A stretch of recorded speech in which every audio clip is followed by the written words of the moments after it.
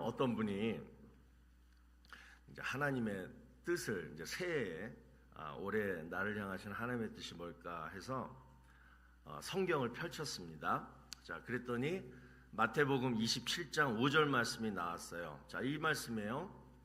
유다가 은을 성소에 던져놓고 물러가서 스스로 목매어 죽은지라. 이게 뭔 뜻이지? 나를 향한 올해 하나님의 뜻하고는 무슨 상관이 있지? 그래서 이제 다시 성경을 펼쳤다고 합니다. 자, 그랬더니 이번에는 누가복음 10장 37절이 눈에 선명하게 들어오는 거예요. 예수께서 이르시되 가서 너도 이와 같이 하라. 이 사람이 이제부터는 좀 심각해졌습니다. 설마 이게 정말 하나님의 뜻일까?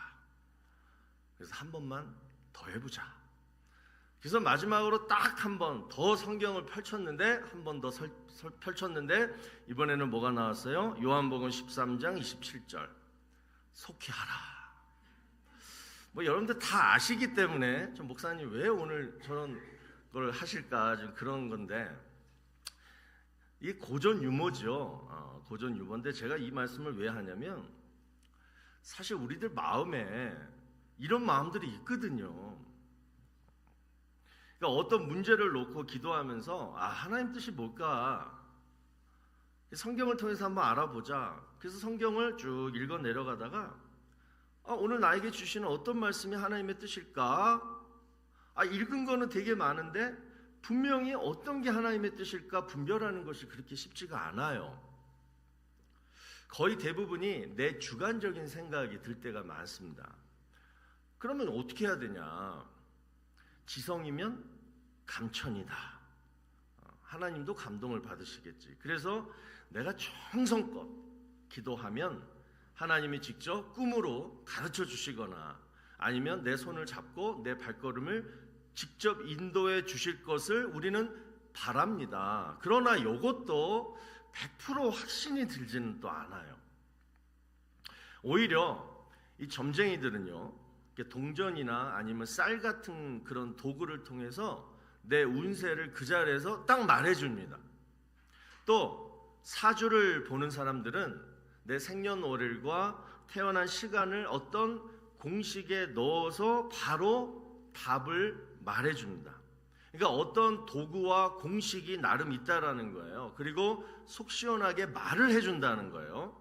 자, 그런데 하나님의 뜻은 이런 정확한 도구와 또 어떤 공식과 또 말해줄 사람이 없다라는 거예요. 예를 들어서 어떤 성도님이 저한테 오셔가지고 제가 사진을 보여주시면서 제가 이 사람하고 결혼하고 싶은데 이것이 하나님의 뜻일까요? 라든가, 또는 이번에 비즈니스를 좀 바꿔보려고 하는데 어떤 비즈니스를 하는 것이 하나님의 뜻일까요? 그러면 제가 제 성경책을 딱 펼쳐가지고 마치 그 타로 점치듯이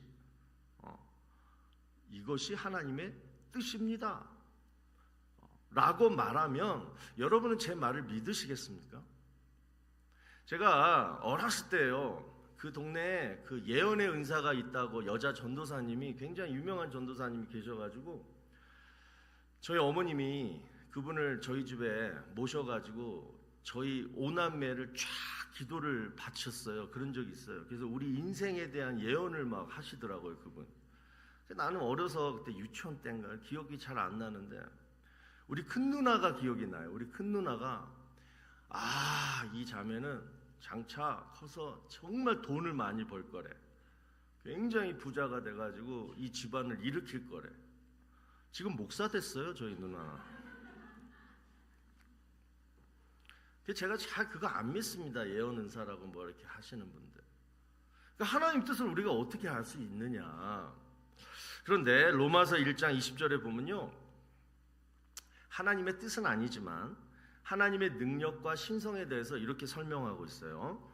창세로부터 그의 보이지 아니하는 것들 곧 그의 영원하신 능력과 신성이 그가 만드신 만물에 분명히 보여 알려졌나니 그러므로 그들이 핑계하지 못할지니라. 자, 이 세상에 하나님이 분명히 계시다라는 사실과 그리고 하나님의 능력은 반드시 존재한다라는 사실이 어디에 나타나냐면 하나님이 만드신 모든 만물에 분명히 보이게 나타나 있다라는 거예요. 자, 이 말은 하나님의 뜻도 마찬가지라는 것입니다. 하나님의 뜻은 절대 감추어져 있지 않아요. 분명히 볼 수도 있고 우리가 알 수도 있는 곳에 그냥 드러나 있다라고 말씀합니다. 그런데 왜 우리는 하나님의 뜻을 알기가 힘들까? 자, 그 이유가요, 이사야 55장 8절에서 9절에 나와 있습니다. 이는 내 생각이 너희의 생각과 다르며 내 길은 너희의 길과 다름이니라. 여호와의 말씀이니라. 이는 하늘이 땅보다 높음 같이 내 길은 너희의 길보다 높으며 내 생각은 너희의 생각보다 높음이니라. 분명하게 말씀해요. 하나님의 생각이 우리의 생각과 다르기 때문에, 하나님의 생각이 우리의 생각보다 높기 때문에, 그래서 우리가 하나님의 뜻을 알아도 보아도 뭐가 힘들다는 거예요? 깨닫기가 힘들다는 거예요. 확신하기가 힘들다라는 거예요. 거기다가 또 하나가 더 있습니다. 자, 로마서 8장 28절 보면 우리가 알거니와 하나님을 사랑하는 자 곧 그의 뜻대로 부르심을 입은 자들에게는 모든 것이 합력하여 뭘? 선을 이루느니라. 그러니까 하나님의 뜻은, 정의가 그래요. 하나님의 뜻은 선한 뜻입니다. 그런데 우리의 뜻은 선한 것보다는 뭐예요? 잘 되는 것을 원해요. 그래서 하나님의 뜻보다는 내 뜻을 더 생각해요. 내 뜻대로 되기를 바라는 거예요. 그러면서 뭐예요? 하나님의 뜻을 포기해버릴 때가 많다라는 것입니다. 자, 그런데 여러분 아시죠? 우리가 너무나 잘 아는 말씀, 잠언 16장 9절과 19장 21절. 자, 먼저 16장 9절을 여러분 보시면 사람이 마음으로 지 아무리 자기의 길을 계획해도요, 뭐예요? 내 걸음을 인도하시는 분은 하나님이세요. 또 이어서 19장 21절은 더 명확합니다. 사람의 마음에는 많은 계획이 있어도 오직 여호와의 뜻만이 완전히 서리라. 그러니까 올해 내 마음에, 내 머리에 지금 여러 가지 사업 계획, 인생 계획, 가정 계획이 많을지라도 오직 뭐예요? 이루어지는 것은 하나님의 뜻만 이루어진다. 그러니까 결국 내 뜻과 하나님의 뜻이 있는데 서로 다르다라면 어떤 게 이루어진다? 하나님의 뜻만 이루어진다라는 것이 문제예요. 우리한테는. 나는 선한 것보다, 착한 것보다, 하나님이 이루실 그런 것보다는 그냥 나 잘 되는 게 제일 좋은 거 아닙니까? 내 바람대로 되는 게 제일 좋은 건데, 근데 하나님의 뜻이 이루어진대요. 내 바람, 내 뜻대로 되길 바라지만 결국은 내 마음에 계획이 있어도 오직 이루어지는 건 하나님의 계획만 이루어진다. 자, 이게 크리스찬들의 운명이라면, 이게 진짜라면, 이런 삶의 원리로 지금 내 인생이 돌아간다라면, 그럼 우리는 어떻게 해야 됩니까? 정답은 뭐예요? 하나님 뜻에 순종하는 길밖에 없는 거예요. 이 말은 하나님의 뜻에 순종할 수 있는 믿음의 사람이 되는 길밖에 없다라는 거예요. 그래서 올 한해 내 목표가 일이 잘 되고 돈도 많이 벌고 건강하고 자녀들 잘 되는 것도 중요하지만, 기도 제목이지만, 하나님 뜻에 순종할 줄 아는 믿음의 사람으로 자라나는 것, 하나님의 뜻에 순종할 줄 아는 믿음의 사람으로 자라나는 것도 올 한해 우리의 기도의 제목이 되어야 되고 우리의 목표가 되어야 할 줄로 믿습니다. 이게 우리 인생의 운명이라면, 진짜 기도 제목은 사실은 요거거든요. 그러면 믿음이 자라나서 내 뜻보다 하나님의 뜻에 순종할 수 있는 사람이 되려면 이제 어떤 과정을 거쳐야 할까? 오늘 이 말씀을 좀 나누려고 해요. 여러분 성장통이라는 말 들어보셨을 거예요. 한참 키가 막 이렇게 자랄 나이에 이제 낮에 막 실컷 뛰어놀고 또 많이 움직이다 보니까 밤에 이렇게 잠자면 이 아이들이 막 열도 나고 또 이런 근육, 팔다리가 막 아프다라고 합니다. 그거를 성장통이라고 불러요. 또 사춘기에 이제 접어들면 이번에는 이제 마음의 키가 자라기 때문에 감정 기복도 심하고 이유 없이 짜증을 잘 냅니다. 자, 그 이유가 뭐냐면 감정을 다스리는 뇌는 막 발달되는데 이성과 판단을 다스리는 다른 쪽 뇌는 아직 발달이 안 되니까 그렇다라는 거예요. 거기다가 나는 이제 누구인가? 이제 자아가 점점 이제 깨달아지는 과정에서 남한테만 인정받고 싶고 그렇지 간섭은 받고 싶지 않기 때문에 그래서 정서적으로 혼자 고통을 또 번뇌를 갈등을 겪는 시기가 바로 사춘기 시기라고 하잖아요. 자, 그런데 여러분 이것은 병이 아니죠. 성장통과 사춘기 때 일어나는 일들은 병이 아닙니다. 그냥 뭐예요? 통증이에요. 육체의 통증, 마음의 통증입니다.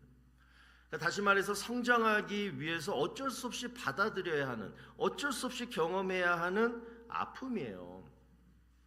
성경에 보면요, 이렇듯 성장하기 위해서 한동안 어느 일정 기간 동안 이렇게 막 고통을 경험한 인물이 있어요. 대표적인 사람이 다윗입니다. 자, 사무엘상 16장 13절하고 14절 여러분 보시면 상반된 내용이 나오는데, 자 13절에는 이날 이후로 다윗이 여호와의 영에게 크게 감동되니라. 자, 요 말씀이 나오고 다음 14절에는 여호와의 영이 사울에게서는 떠나고 여호와께서 부리시는 악령이 그를 번뇌하게 한지라. 자, 보세요. 하나님이 이제 다윗을 택하셔서 이제 기름을 부으시니까 하나님의 영이 다윗에게 이제 임하죠. 자, 그런데 반면에 하나님의 뜻대로 살지 않고 하나님의 사명을 잘 감당하지 못했던 사울에게는 뭐예요?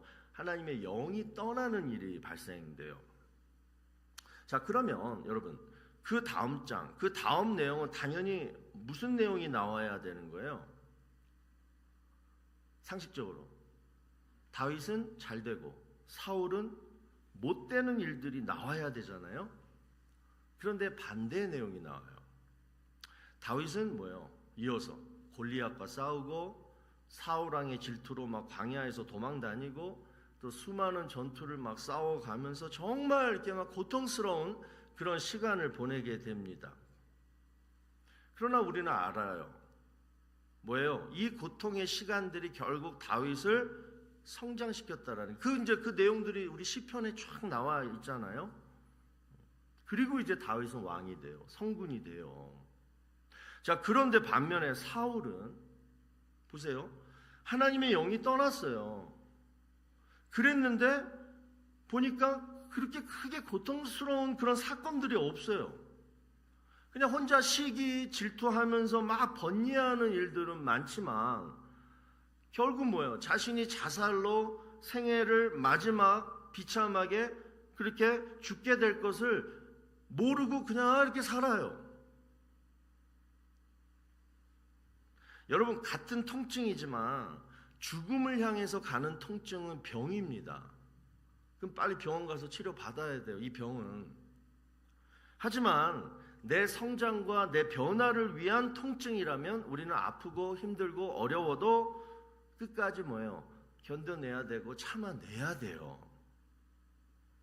오늘 이 얘기를 이제 오늘 본문을 통해서 한번 나눠보려고 하는데, 자, 오늘 본문을 한번 보시면, 자, 18절, 19절을 보세요. 사환들아, 범사의 두려워함으로 주인들에게 순종하되 선하고 관용하는 자들에게만 아니라 또한 까다로운 자들에게도 그리하라. 19절, 부당하게 고난을 받아도 하나님을 생각함으로 슬픔을 참으면 이는 아름다우나. 자, 보세요. 여기서 사환들아, 이 사환이 누구냐면 하나님의 뜻대로 살아가고자 하는 주의 종들을 말합니다. 그런데 하나님의 뜻대로 살아가고자 할 때에는 주변에 까다로운 사람들이 자꾸만 부당하게 고난을 준다라는 거예요. 그리고 자 20절을 여러분 또 한번 보세요. 죄가 있어 매를 맞고 참으면 무슨 칭찬이 있으리요? 그러나 선을 행함으로 고난을 받고 참으면 이는 하나님 앞에 아름다우니라. 내가 잘못해서 남들한테 고난을 받았다면 할 말이 없는 거예요. 그거는 부당한 게 아닙니다. 하지만 정말 내가 하나님의 뜻대로 선을 행하려고 열심히 노력했는데 그럼에도 불구하고 사람들로부터 부당하게 비난과 오해를 받는다라면 그것은 뭐냐? 나의 성장과 변화를 위한 아름다운 고난이다라는 거예요. 그럴 때에는 이제 21절부터 나오는 예수님이 고난을 어떻게 참으셨는지 그것을 생각하면서 슬픔을 참으라. 이게 이제 오늘 본문의 내용인데요. 특별히 오늘 말씀은 올 한해 우리 교회 각 기관에서 이제 수고하고 섬기실 직분자들, 사역자들을 위한 말씀일 수도 있겠어요. 당회원이나 구역장이나 또는 전도회 임원이나 또는 교회 아까 제가 호명한 여러 종들 이런 이곳저곳에서 이제 교회 일을 하다 보면요, 꼭 까다로운 사람들이 나타나서 나를 비난하고 욕할 때가 간혹 있습니다. 왜 그것밖에 못하니? 부터 시작해서 네가 뭔데 이래라 저래라니? 뭐 이렇게 또는 왜 눈을 그렇게 뜨고 다니니? 라든가 너 입고 다니는 옷이 왜 그러니? 괜히? 또는 저 사람 꼴배기 싫어서 나는 교회 안 가라고 혼자 안 오면 되는데 동네방네 그 사람 이름을 거들먹거리면서 소문내고 다니는 사람들이 막 생겨나는 거예요. 내가 교회를 안 할 때는 이러한 일이 없었는데 드러나서 교회를 좀 하다 보니 이러한 일들이 막 생긴다라는 거예요. 그렇죠, 여러분? 그러니까 목사는 얼마나 더 그러겠어요? 자, 그러면 이렇게 말하고 다니는 이 까다로운 사람들은 과연 누굴까요? 자, 첫 번째, 하나님의 일을 방해하고자 하는 영적으로 악한 세력들이 있어요. 왜? 여긴 교회이기 때문에. 자, 보세요. 느헤미야가 그 성벽, 예루살렘 성벽을 재건하기 시작하자 누가 나타납니까? 산발락과 도비야와 겟셈이 나타나서 막 회방해요. 그래서 뭐라 그래요? 야, 너희가 쌓는 성벽은 작은 여우가 올라가도 다 무너지게 생겼다. 막 조롱해요. 낙담시켜요. 여러분, 교회 안에는 또는 가정도 그래요. 일터도 그래요. 하나님의 사람들을 정말 내가 올해는 하나님 뜻대로 한번 잘해보겠다라고 하면 꼭 이렇게 핍박하는, 나를 회방하는, 낙담시키는 세력들이 막 생겨요. 여러분, 이럴 때요, 영적으로 잘 분별하셔야 됩니다. 뭐 사람이면 사람, 뭐 물건이면 물건, 그럴 수 있어요. 과연 저것의 타겟이 누구냐예요. 지금 저 사람이 조롱하고 낙담시키고 뭐 하는 그 타겟이 누구냐? 나냐? 아니면 하나님이냐? 바로 하나님이에요. 그들의 타겟은. 하나님의 일을 방해하고 내가 정말 잘해보려고 하는 나와 하나님과의 관계를 무너뜨리려고 하는 이 마귀의 세력이 곳곳에 숨어 있다라는 것입니다. 두 번째, 누가 까다로운 사람이냐? 시기 질투 잘하는 고춧가루들입니다. 그러니까 자기는 일하기 싫어하면서 앞에서 일하는 사람을 괜히 힘들게 하는 사람을 우리는 고춧가루라고 부르잖아요.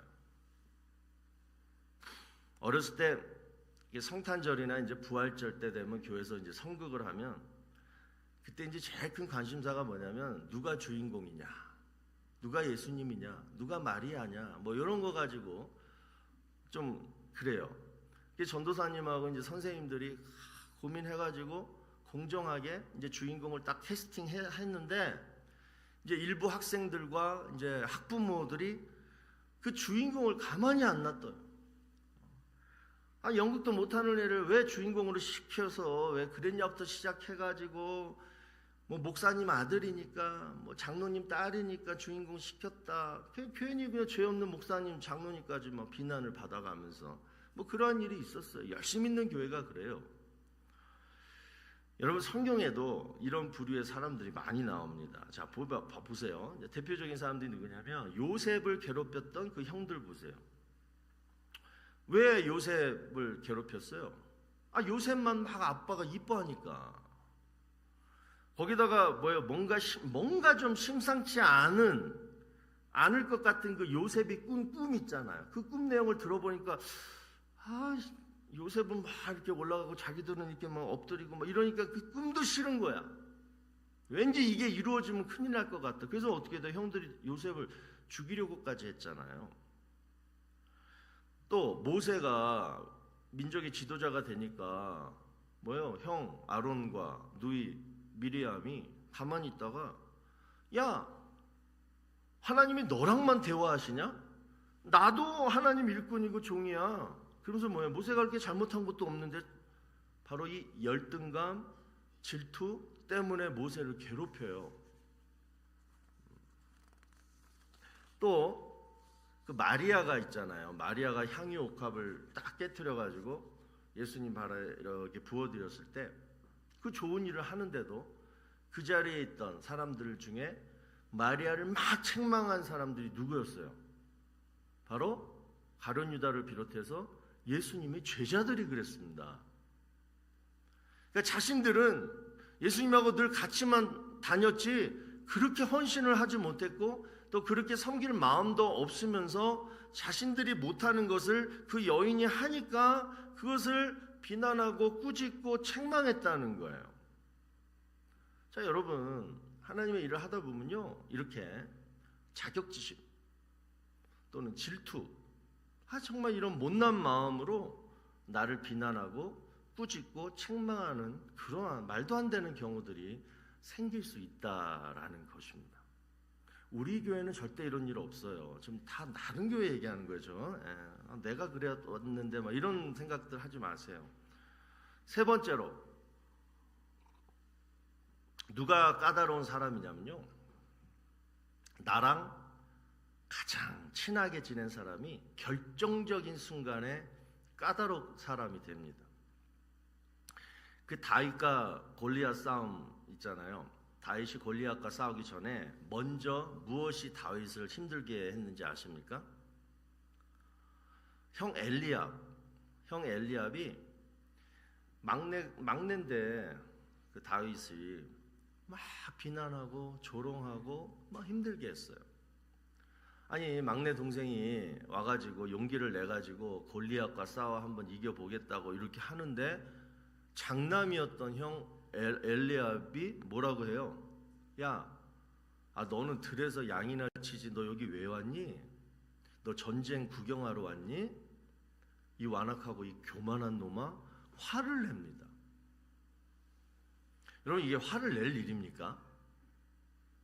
아니, 8 형제 중에 엘리압은 장남이고 다윗은 막내였어요. 나이 차이가 얼마나 많이 납니까? 그런데 이 막내가, 귀여운 막내가 지금 전쟁터에서 목숨 걸고 지금 골리앗과 지금 싸운다고 하는데, 그러면 형이 말리거나 아니면 그래 한번 해봐라, 형이 뒤에서 힘이 돼줄게, 기도할게, 이래야 정상인데 지금 이 엘리압이 다윗에게 화를 냈다라는 것은 그 속마음에 뭐가 있었다라는 거예요. 형제지간에 가장 가까운 지간인데 가장 가까운 사람에게만 생길 수 있는 그 어떤 감정이 이 형의 마음에 있었다라는 거예요. 아마 이런 것 같아요. 제 생각에는 내가 하지 못하는 일을 네가 하겠다고? 내가 형인데 이거. 그러니까 이 마음은 여러분 단순히 질투라기보다는 이 둘 관계의 어떤 정체성, 질서, 이 관계의 정체성이 깨진다라고 지금 생각을 한 거예요.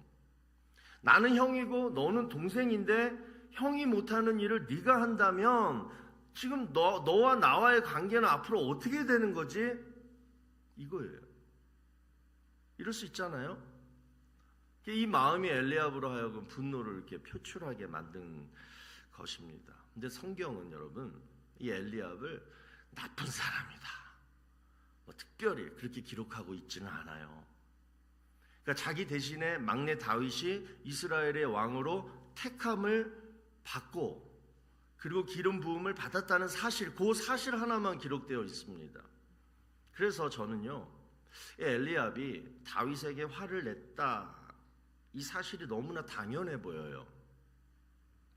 막내 다윗, 네가 비록 왕으로 선택은 받았지만 그래도 나는 네 형이다, 이거. 그래서 최소한의 무너진 자존심을 지키려고 했던 그 자연스러운 반응이었던 것 같다는 거예요. 여러분, 가장 친했던 사람이 왜 나중에 가장 까다롭게 굴까요? 이런 경우 여러분들 많이 당해봤을 거예요. 그 이유는 참 복잡합니다. 뭐라고 보냐, 딱 단정 지을 수 없는 그 미묘한 감정들이, 왜냐하면 함께한 시간이 많았고 함께 오픈했던 마음, 함께 나눴던 대화들이 너무나 많았기 때문에 이 미묘한 감정들이 막 숨겨져 있어요. 자, 그래서 우리는 이런 경우에는 시간을 좀 가져야 됩니다. 질투든 아니면 자존심이든 아니면 애증이든 깊은 관계였던 만큼 이제 가장 가까이 있는 게 문제예요. 깊은 관계였던 만큼 회복될 시간도 아마 더 필요한 거예요. 자, 지금까지 여러분 나눈 말씀들 한번 잘 정리해 보자고요. 하나님께서 원하고 기뻐하시는 뜻일수록 중간 과정에는 뭐가 있냐면 비난과 조롱과 충돌과 갈등들이 있다. 특히 하나님의 일을 할 때는 수고하고 애쓴 만큼 인정받고 또 박수받고 또 합당한 열매를 얻으면 참 좋겠지만 현실은 악한 세력도 있고 성숙지 못한 사람들이 주변에 많기 때문에 욕을 먹고 비난과 오해를 받을 때가 참 많다라는 거예요. 자, 그러면 이게 현실이라면 어떻게 해야 되느냐? 하나님 일하지 말까요? 하나님의 뜻대로 살지 말까요? 이런 게 두려워서 더럽고 치사해서? 아니잖아요. 모두에게 사랑받을 필요는 없다라는 책에 보면 이런 문장이 나옵니다. 한번 보세요. 남에게 인정과 칭찬을 받으려 하지 말고 자신의 목표에만 집중하라. 다른 사람의 인정이나 칭찬에 의존하지 않을 때 내 감정과 에너지를 낭비하지 않게 되고 진정한 행복과 보람을 얻을 수 있다. 그리고 두려움에 맞서려면 용기가 필요하다. 특히 저는 이 마지막 문장에 관심이 갔습니다. 여기서 말하는 용기가 뭘까? 저는 두 가지라고 생각해요. 하나는 오늘 본문 20절 말씀처럼 죄가 있어서 매를 맞으면 매를 맞고 참으면 그게 무슨 칭찬이 있으리요? 요 말씀. 내가 잘못해서, 내가 부족해서, 그래서 사람들한테 비난을 받는다면 그것은 참을 일이 아닙니다. 빨리 인정하고 내가 바뀌어야 될 일인 거예요. 내 말과 내 행실과 내 성품을 빨리 바꿔야 되는 거예요. 이게 사실은 가장 멋있는 첫 번째 용기입니다. 자신을 바꿀 줄 아는 것, 이건 용기 없는 사람 못해요. 두 번째는 정말 누가 봐도 나는 하나님의 뜻대로 하려고 하는데 사람들이 나를 부당하게 괴롭힌다라면 그럴 때는 스스로 이렇게 생각하는 거예요. 오늘 말씀의 주제처럼 하나님이 나를 성장시키려고, 나를 변화시키려고 주신 성장통이구나. 그러면서 뭐예요? 예수님처럼 참는 거예요. 그런데 너무 힘들어요. 너무 자존심 상해요. 그래서 더 이상 참을 수가 없어요. 그러면 여러분 그냥 싸우십시오. 말로 싸우지 말고 손으로 싸우십시오. 발로 싸우십시오. 뒹굴고 소리 지르고 하여튼 할 수 있는 모든 일들을 다 해보세요. 이것이 바로 야곱이 야복강에서 하나님과 싸웠던 싸움이었습니다. 그러니까 여러분 믿음이 자라나는데 이 정도의 처절한 고통과 싸움이 없으면요, 여러분 믿음이 자라나지 않아요.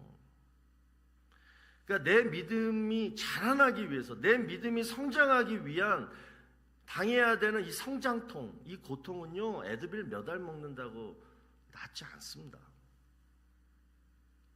정말 하나님과 나와의 이 처절한 싸움이 있어야 돼요. 야곱 보세요. 하나님하고 싸운 후에 다리는 절었지만 새벽 동틀 때 그 마음에는 뭐가 있습니까? 기쁨이 있었습니다. 그리고 용서가 있었습니다. 그리고 사람을 어려워하는 마음이 있었습니다. 그리고 무엇보다 하나님을 만나고 하나님을 경험했어요. 그러니까 하룻밤 만에 믿음이 엄청 자라난 거예요. 아팠지만. 여러분, 일 잘한다고 사람들한테 인정받는다고 절대 믿음은 자라나지 않습니다. 기분은 좋아질 수 있지만 오히려 교회 안에서 갈등 생기고 비난을 받고 충돌과 태클이 심할 때 이런 것들은 이제 막 이렇게 지혜롭게 잘 해결해 나가면서 기도로 버티고 견디고 그러면서 하나님의 도움을 막 얻어가면서 그 맡은 자리를 끝까지 지키면요, 비로소 여러분이 수고한 보람을 얻을 수가 있어요. 그래서 오늘 본문에서는 이것을 뭐라고 표현하냐면, 선을 행함으로 고난을 받고 참으면 이는 하나님 앞에 아름다우니라, 이렇게 말씀합니다. 사람 앞에서만 아름다워 보이려고 하지 마시고 우리 하나님 앞에서 정말 아름다운 종으로, 아름다운 하나님의 자녀가 되기 위한 이 목표를 가지고 정말 참고 힘쓰는, 그래서 딱 봤을 때 저 사람은 참 여리게 생겼고 참 착하게 생겼는데 뭔가 좀 신념이 있는 사람이구나. 그래서 감히 쉽게 건들 수 없는, 감히 쉽게 저 사람을 비난할 수 없는, 가벼워 보이지 않는 그런 믿음의 훈련생들이 다 되시기를 주의 이름으로 축원합니다. 자, 우리 시간 한번 같이 기도해요. 올해는 제가 좀 우리 재직들을 위한 말씀을 전했는데, 올 한 해 여러분들 가운데 열심히 교회를 봉사하기로 이제 헌신하고 또 결단하고 그러신 분들은 오늘 말씀을 가지고 하나님 앞에 이 시간 기도하세요. 하나님, 사람들 앞에 아름다운 종 안 되고 하나님 앞에서만 아름다운 종 되겠습니다. 제가 어떠한 어려운 일이 있어도, 사람 관계에서 부딪히는 충돌이 있어도 하나님 능히 참을 수 있도록 도와주시고, 이것이 헛된 통증이 아니라 내 믿음이 자라날 수 있는, 하나님 앞에 점점 더 아름다운 하나님의 자녀가 될 수 있는 그러한 유익한 훈련 기간이 되게 해달라고. 내 성질로는 참을 수 없으니까 성령님께서 좋은 마음 주시게 해달라고. 그 다음 두 번째, 하나님, 우리 교회 정말 하나님께서 귀한 마음 주셔서 섬기는 일꾼들이 많은데, 하나님, 나는 그 사람들보다는 열심히 섬기지 않지만 하나님 기도로 돕겠습니다. 저 사람들이 힘을 얻고 열심히 위로를 받고 그래서 열심히 하나님 일할 수 있도록 제가 옆에서 기도로 돕고 위로, 격려의 말로 돕겠습니다. 그렇게 하게 해주세요. 우리 이 두 가지 기도 제목을 가지고 이 시간 한번 기도했으면 좋겠습니다. 다 같이 기도합니다. 사랑의 아버지 하나님, 감사합니다. 오늘 말씀이 우리 일꾼들에게 또 위로와 격려가 되는 말씀이 되기를 소원합니다. 아버지 하나님, 감히 우리가 하나님이 부르시지 아니하시고 하나님이 정말 일을 명령하지 않으셨으면 우리가 감히 할 수 없는 죄인인데, 올 한 해 하나님의 일꾼으로 택함을 받고 또 하나님이 사랑하시는 이 교회에서 정말 하나님의 영광을 위해서 맡은 일들이 있다라면 하나님 그 일을 너무 가볍게 여기지 않게 하시고, 또 사람의 일로 생각하지 않게 하시고, 또 나를 드러내는, 또 나의 만족과 기쁨을 위한 일로 생각하지 않게 하시고, 오직 아버지 하나님 앞에 아름다움이 되기를 원합니다. 그리고 이 일을 통해서 하나님 내 믿음이 성장하기를 원합니다.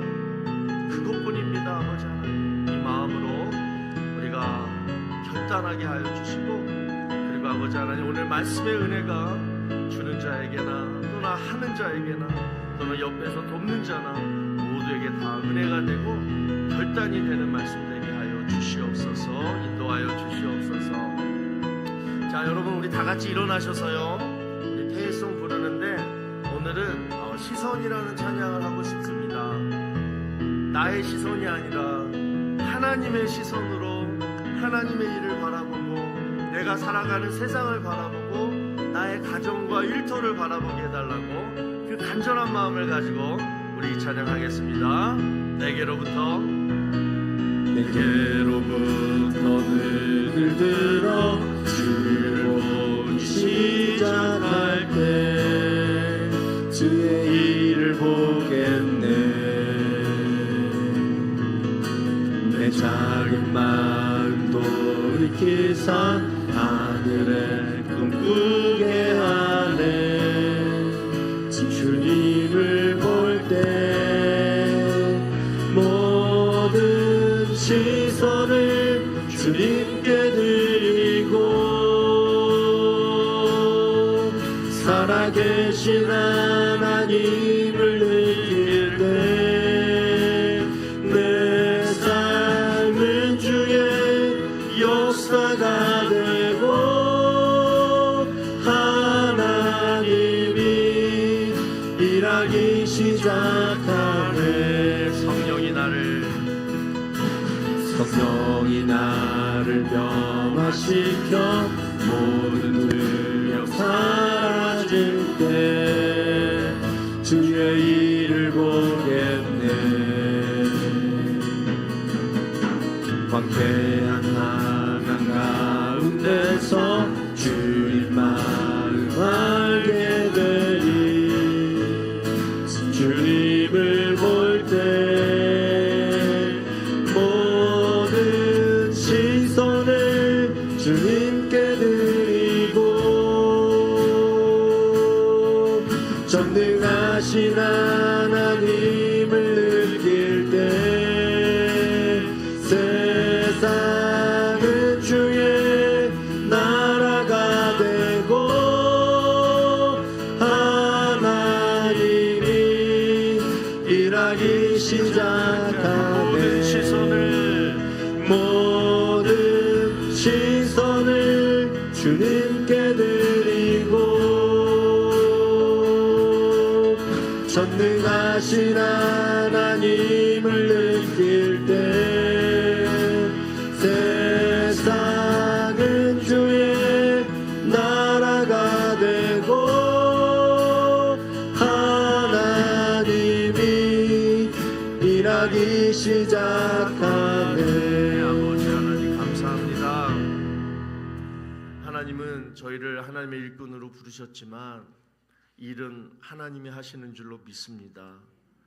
하나님은 우리의 마음의 중심만 보시고 우리의 태도를 보시는 줄로 믿습니다. 어떠한 성과와 열매는 다 하나님께 맡기고, 하나님 정말 부족하지만 겸손하게 늘 빚진 자의 마음을 가지고 청지기의 마음을 가지고 주의 일에 봉사하게 하여 주시옵시고, 절대 악한 막이 틈타지 않게 하시며 내 마음을 핥히고 찢는 일 없게 하시고, 또 내가 부족해서, 내가 성숙지 못해서, 내가 하나님을 사랑하지 못해서, 내가 하나님을 잘 믿지 못해서 당하는 어려운 고난은 나의 문제다라는 사실을 인정하고, 그러면서 점점 더 변화되어지는 일들이 올 한 해 우리 교회 모든 성도들 가운데 일어나게 하여 주시옵소서. 저들의 가정, 일터를 하나님 축복하여 주셔서 한 주간 살아갈 때 어려움 없게 하여 주시옵시고, 참 불경기에 참 모든 것이 정말로 메마르고 황폐한 이 시대 가운데에서 빛의 자녀로 또 성령의 단비를 아침마다 촉촉히 젖어서 말씀으로 늘 승리하고 말씀으로 감동받고 하나님과 동행하며 기쁨의 축복을 한 주간 잘 살다가 다음 주 이 시간에 우리 건강하게 모일 수 있도록 하나님 임마누엘 하나님 저들과 동행하여 주시옵소서. 이제는 우리 구주 예수 그리스도의 무한하신 은혜와 하나님 아버지의 지극하신 사랑하심과 성령님의 감화 감동 위로 교통하심이 하나님의 뜻대로 살고자 할 때 당하는 모든 어려운 일들을 정말 선한 행함으로 잘 참아서 하나님 앞에 아름다운 믿음의 자녀, 충성스러운 믿음의 종으로 성장하기를 바라며 결단하며 돌아가는 사랑하는 주의 성도들 머리 위에와 가정과 자녀와 일터 위에 이제로부터 영원토록 함께 있을지어다. 아멘.